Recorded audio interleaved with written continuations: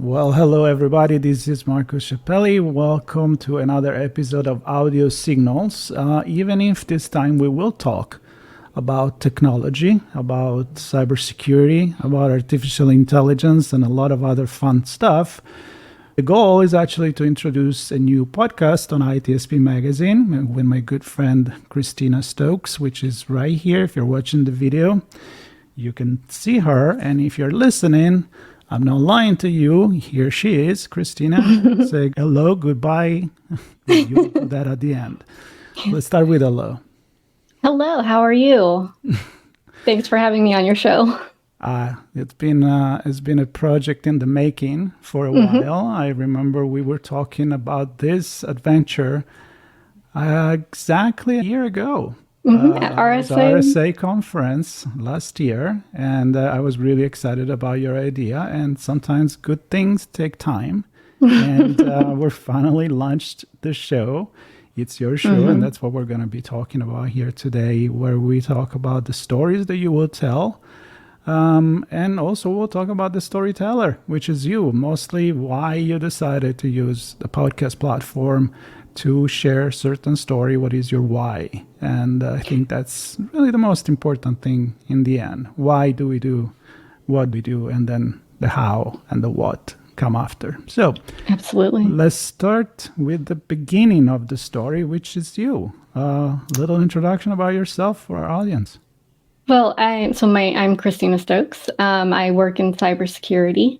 I decided to switch into cyber a few years ago after working in other industries where I had roles that overlapped with tech. Prior to that, before I was living in the US, I worked on military bases overseas, NATO bases. I grew up in the Philippines, Japan, and Italy, and moved to the US after college as an adult. And eventually, my roles became more and more technical over time, and I became interested in the safety aspect of cybersecurity and keeping data safe, keeping people safe with the proliferance of social media and the information that people were sharing that we could find. There were some dangers to that, and that really drew me into cyber. And I decided to start a business to help business owners and entrepreneurs keep their businesses safe, because that, of course, impacted their families, especially when you're one-person business and just starting out. And I decided to go back to college to graduate school, and I earned a dual degree in cybersecurity and MBA. And here I am a few years later. So it's been an interesting journey. It hasn't been a straightforward journey, but I've enjoyed every step of the way. You know how bored we'll be if it was a straightforward journey? It's like if you're journey, if it's just all the way straight until the sunset or the sunrise, it's going to be a little boring.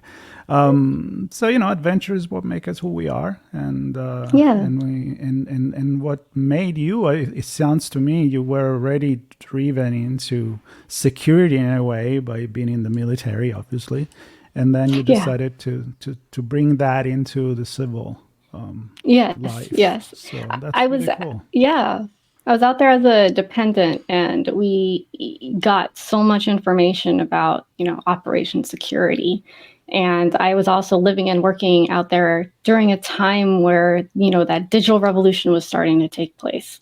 And so this was prior to social media and just when we started having websites and things like that. So a lot of the work that I did was helping transition from paper to digital.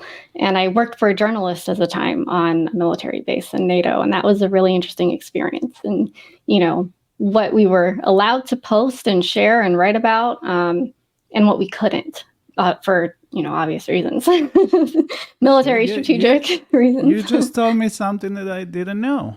So I didn't know that your role was journalism, which is very, very interesting. And I'm connecting the dots here. You wanted now to do the same job, telling stories and sharing news. And I think you're very, very driven by this idea, as you mentioned, to keep people safe. And Yes. tell me about that. So, is this something you always had in your life, even before joining the military, and that's why you did that? Or So I want to clarify, I wasn't in the military. I was a oh, okay. dependent. Oh, sorry about that. Yeah. Okay. Yeah. So I was a civilian when I was working out there, but I had a family member who worked for the government. They were a veteran. They worked for the government, and that took them through their whole career.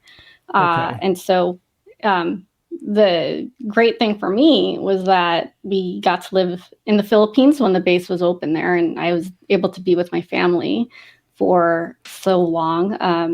I, was able to grow up in other countries too, like Japan and Italy, and experience a lot of different things, like living through a volcanic eruption in the Philippines. Mount Pinatubo erupted, and that was, that was wild. So we were, evacuated. The dependents were evacuated, and we had to leave. And then, like in Italy, experiencing going into ThreatCon Delta during 9/11 when that happened and I lived off base at the time. So I remember being trapped on the base because I was in school at the time, and there was they weren't letting people off if all you had were civilian, like clothes that could identify you as an American. And all I had on me that day was a cheerleading uniform and my JROTC uniform. So I could not Talking leave the about base. not being able to be identified, right? Right. So I'm either, in a Navy uniform or cheerleading gear. And I was stuck on the base for a little bit, but Wow. all of it was an interesting experience. And then even after that, going to school with on school buses with Navy security protecting you, fully armed, that was an experience too. So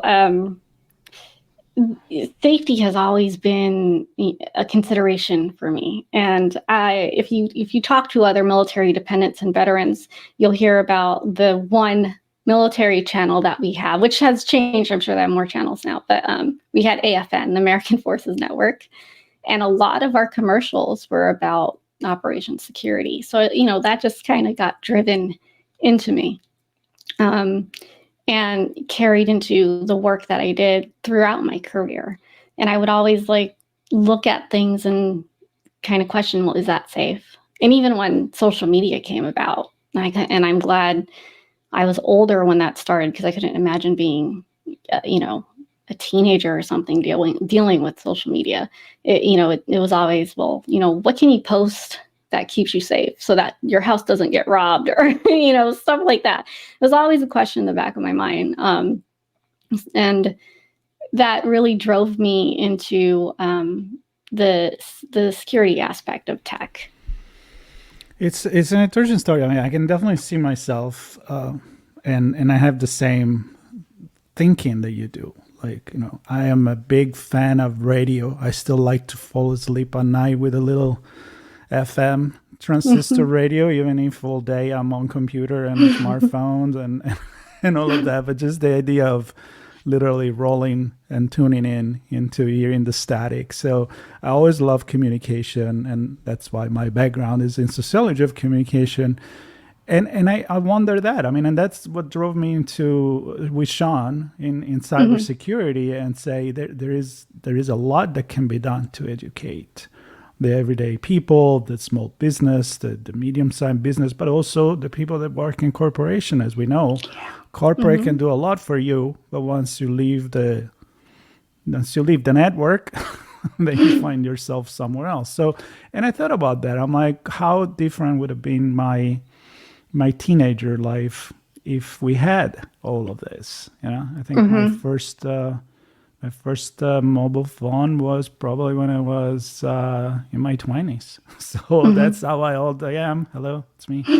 But yeah, it's kind of scary. To go back to your point, like I'm glad that I got to experience the analog to digital transformation. And of course, it's still both analog and digital. Yes. And I love analog. Still. I love both. I like to appreciate the digital because I also like to, put a vinyl and and hear the scratch instead of just pushing Yeah. a button and everything is clean I and right. Yeah, and even with books, sometimes I prefer the physical book. But I was telling a friend recently, like I feel like the font keeps getting smaller. And at Mm. least on my Kindle, I can enlarge it, but Uh, I need those yeah. reading glasses. So it's terrible. I'm like, I need Yeah. a magnifier.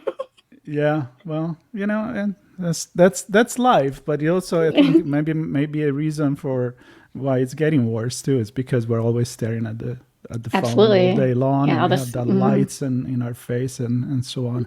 Listen, I before we start talking about your podcast, I want to touch on your multicultural experience growing up, and I mean, me being Italian, obviously living in the U.S. and been traveling, I always say, it just learning about different culture, it just open your mind. You see Yeah. things in a different way. So I'm curious, especially because I been in Japan, didn't live there, although it's one of my dream, and loving that culture, but also so different Yeah. from the Western culture or the Mediterranean culture. You also lived in Italy, so we can talk about that, and the Philippines. How do you see that making you who you are now because you experience all of that? I mean, I think it's made me very open to different ideas, and it's made me very flexible, and also just extremely curious. That curiosity has never ever gone away, and I'm what you call a forever learner. So, but yeah, I'm Filipino, so growing up in the Philippines was just amazing because I had family there, and my grandma who I was really close to, and that was just that really felt like home to me. So leaving the Philippines after the military base closed was very difficult. But we went to Japan. We lived in Okinawa, which is smaller island south, and it was beautiful. And I remember like we would go camping on beaches, and that island was just gorgeous. And I had a wonderful time there. I was able to learn a little bit of Japanese, which I did not carry forward, unfortunately. But it was an incredible experience. And then after that, we ended up in Italy, where I lived for 10 years in Sicily. So, it was, I got to travel all through Europe and travel all up and down Italy. And, I think at one point my friends and I, we were in Rome for a school trip, and we were doing our homework at the Spanish Steps. And, a couple of my friends were like, oh, God, this is so boring, because it was like the 17th time we've done it. But I'm like, when are we going to be able to do this ever again? So I definitely learned to appreciate the experience. And, what I do miss is that I didn't take enough photos while we were there. And it's so great because now we have smartphones on our cell phones and everything. And had we had that, I mean, that would have been wonderful. But we back then it was film cameras, and the early digital cameras Mm-hmm. with 2 megapixels that had terrible Mm-hmm. photos. So, but it was all of it was great. Yeah, I love it. Yeah, I have the same regret. Like there's a phase of my life that I do have memories, but not many pictures. But Yeah. now I have probably way too many pictures, and maybe. So funny story. Yesterday, which is now yesterday when you listen to this, because maybe it was a week ago. Everything is relative. There was the eclipse, and it made me think about, I'm not gonna get. I mean, I wasn't in the full path, but close by, and I said, I'm not gonna get the glasses. I'm not gonna go and get the camera with a filter and all of that. I just want to sit outside or take a walk and experience it myself, the surrounding. Because now you go to a concert and you're just like always with your hands on the, I mean, you're watching it through the lens of the Yeah. camera, and you Right. kind of miss that sitting on the Yeah. Spanish Steps, It's like right? it's like a And Lego. just enjoy it and live it instead of say, let me take this picture so that I can share with everybody else what I'm doing, Right. but you're taking it away from yourself. So Right. something to Yeah, think like about. we've got the memories and the experience, and it's not like we weren't doing it for the likes, right? So that Eggs, it's different. really nice. We were not doing it for the likes and the share and the retweet and all of that. Oh my God, that's funny. Which kind of bring us into sharing, maybe a little bit too much, as you mentioned, and Mhm. all the many other things that cybersecurity Yeah. affect our life. And most of the people that are not in the industry, they don't really think about that. And I think that's why Hmm. it's such a hard job to Yeah. share with Yeah. them. So, on cyber and AI, it's the name of the show, of the podcast. Yes. Hmm. Why? Why? So, I wanted to talk about cybersecurity. I wanted to talk about AI and other emerging technologies as well, not just AI. And everyone, of course, right now is hyper focused on AI, and then next time it's going to be like quantum stuff, and as it all moves forward. And But robotics. yes, and robotics. I want one of the dogs. If I could just have one of those at home. Um, but I wanted to talk about cybersecurity and AI because I get a lot of questions about it. And I want to talk to people who know the answers. I want to help others share what they're dealing with day to day and talk about how AI and other emerging tech is going to impact cybersecurity in all aspects, not just for us and what we do as professionals, but how it affects the tools that we use, and what it means for our industry going forward. And also including regulations, frameworks, laws, policies, just GRC. I'm very interested in all of those areas and how all of those areas interact and connect globally. It's not for me like the interest isn't just domestically as far as the states goes, but globally because we see legislation in the EU affect what we do here in the states, like GDPR and things like that. And with emerging tech changing not only how we work and how we live, but how our laws and governments operate. And I think all of that is extremely fascinating, and it's happening like right now. We're in this seat, and I feel like it's one of those moments that are gonna change. Like it's like a chapter. Like for example, like before we had internet, and then after we had internet, right? So now it's like before AI and after AI, and things like that. So I think it's an interesting time, and it's an interesting space to be working in at this time. And I also want to provide information to those who are interested in coming into our industry, and let them know from different people in different seats what those roles are like and what they can do to facilitate having a career in this if they're interested. And it doesn't have to be in a technical role. Like not all of the roles are technical, they're adjacent positions. So whatever your interests are, you can find it in this industry for sure. Yep, it's definitely an interesting time. And I was listening. I think I was flipping through Instagram. This little short story that Instagram knows exactly what I like. Yeah. I mean, on point, really.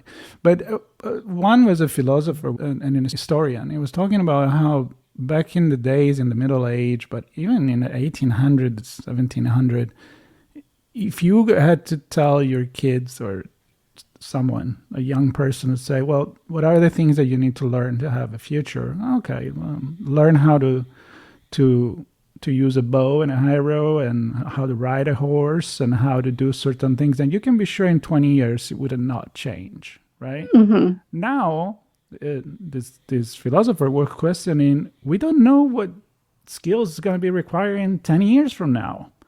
We Yeah. literally do not know where it's going. And Right.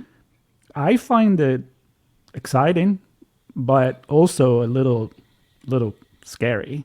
It So is. I appreciate you and people like you and even what I do on my other show kind of like talk to people about what the possibility are. And so my question for you is this going to be a show where your target audience is people that are expert that work in the field, or you're trying to make it understandable 101 cybersecurity, 101 AI? Who is your target audience, at least in your mind? Then we'll see who listens.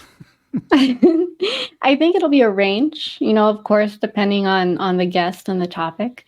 But I'd like it to be, within reach for a number of people, regardless of, where you are in your journey when it comes to tech, whether you're a beginner or you're a seasoned expert.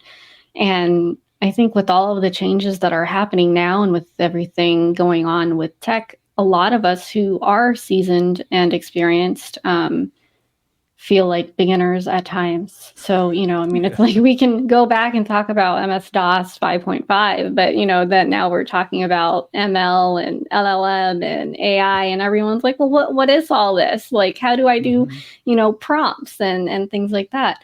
But you're right. It is, what do we tell people as far as how do you prepare? Like I have a couple of kids, and one of them's like, well, in the future, isn't AI just going to calculate everything for us? So trigonometry, what's the point?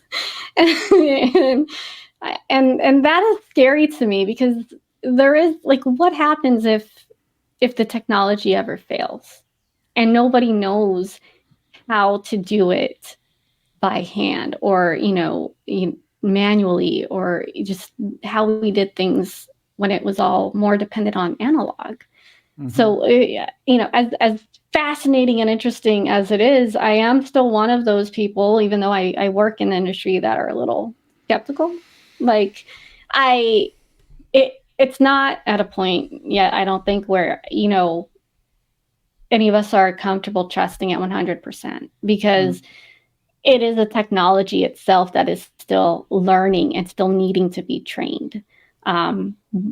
And maybe if people are interested in careers, it's getting into that aspect of the data, training it, because there's so many different ways it can be trained. And these types of tools don't have, like I was saying on one of my other episodes, the contextual knowledge that humans have. They can't express or feel emotion. Or just other things that are within societal context, because it doesn't know it the way humans know it. So I don't think it can replace us in that sense, Well, storytelling for sure. I have a couple of episodes, one with Alex Schwartzman. He's a sci-fi writer, and he did a collection of stories where other writer participated, but the theme was to portray the future or present with AI, in a sci-fi kind of way, and it was very interesting. We were talking about exactly this thing, like how do we not only interact with AI, but what can we do with it? And the point was, it's good at summarizing, it's good at doing certain things, but that lack of experience about to, instead of parroting and mimicking what we done as human, you can't write a poetry about love unless you experience love or lost love, or that experience factor. Yes. It's what makes us human, I think, most than anything else. So, well, I hope you're going to have many of this conversation too, but I know you're going to get some, sometimes much more technical due to your background as well. So a vision of the kind of guest that you're going to bring on the show, and you can start with the first episode, which, hello, it's already live. So when you're done listening to this, please jump on Cyber and I, because it's with a really good friend. She's been doing show with me and Sean. We had a weekly a few years ago. And that's how we met. So who was your guest, and who you envision to be our future guest? So my first guest was Diana Kelly, and you're right, that show is live, so check it out. And I absolutely wanted her to be my first guest because, of course, she was the one, she introduced me to you guys at RSA. But also, after I had completed my dual degree program, and I met Diana through mutual people, one of my first podcasts that I was on as a guest was Diana's podcast. It was an ITSP magazine podcast with her and Limor Kessam. And so, of course, when we started talking about this, I absolutely wanted to have her come on. But she is such an inspiration to me. Just her entire career and what she has worked on and what she's working on now. And not just that, but she's very supportive of other people in technology and women in tech as well. And I wanted people to, meet her. Of course, there's so many people that know who Diana is, but she's just so inspirational and such a great person to be around. And so other people that I'd love to have come on my show would be working in similar areas of tech from all across the board as far as, what they're doing, whether they're practitioners or executives. I'm also interested in every once in a while having guests come on who are not working directly in tech, but who are impacted by the, technology that we work on. So whether it's they're impacted by cybersecurity or they're impacted by AI, I'd like to have those folks come on board so that we can more for us in the industry to get a perspective on what it's like for others outside of it and how they're being impacted, because that might be able to inform what we're doing, how we're rolling things out, how we write policies, and things like that. Really cool. And talking about another connection, Dr. Joseph that you introduced to me, he's going to be on this show after this. I don't know in how many more episodes, but we're scheduled. And in our introductory call, that was exactly what he was telling me. Like they have this podcast. It's not on ITSPmagazine, but he was telling me that it happened to have a friend that it's absolutely not in the industry. Is actually, I think, in a sport journalist, if I remember well. And he said it was very refreshing to talk about technology with people that are not in technology, but then realize how technology actually is everywhere. And if there is technology, there is cybersecurity, or we are in trouble if there isn't. Yes. I've had that conversation with Dr. Joseph as well. We're actually going to do a little, he's coming on to my podcast. I'm going to go on his. He's wonderful. He's awesome. And we like to message each other and razz each other on sports teams and things like that. So very cool. Very cool. Very cool. Well, listen, I am super excited about this, and I'm going to ask you one more question, which is related to the essence of this show. So it's yours is on cyber and AI. This is Audio Signal, which is on or musing on storytellers, stories, and storytelling. So the importance of storytelling in our life, I always like to say we're all made of stories. Even when we go to the grocery store or walk in the street, we're still telling a story. Maybe just the way we look, people, the way perceive us, and we can even do it consciously or unconsciously, but we're telling stories. And then sometimes we do it consciously, which is having a podcast, writing a book, doing art to share certain emotions, certain things. So I want to know, what is your take on storytelling and how important it is for education? I'm going to connect it to what you do for cybersecurity, from sitting on the board and telling the right story to get the budget as a CISO or a CTO, to explaining maybe to the teenagers how to be a little bit more careful maybe online. So why storytelling, and why you decided to have this podcast and telling story? I think it goes back to, just curiosity, having that drive for wanting to keep people safe, but also being forever curious. I've always been someone who's tried to figure out how things work. I always have a million different questions about everything. Like, it's never ending. And like, I read textbooks for fun. So I want to be able to reach people who have questions just like me and want to learn. And how else to do that other than to talk to the people who are in those seats now and can really answer those questions, rather than sometimes, reading a book or reading an article. You get to hear from somebody who's actually in the seat and dealing with it day to day, and not just hear about, how fascinating and fun it is, but there are challenges too, and how you deal with those and push through.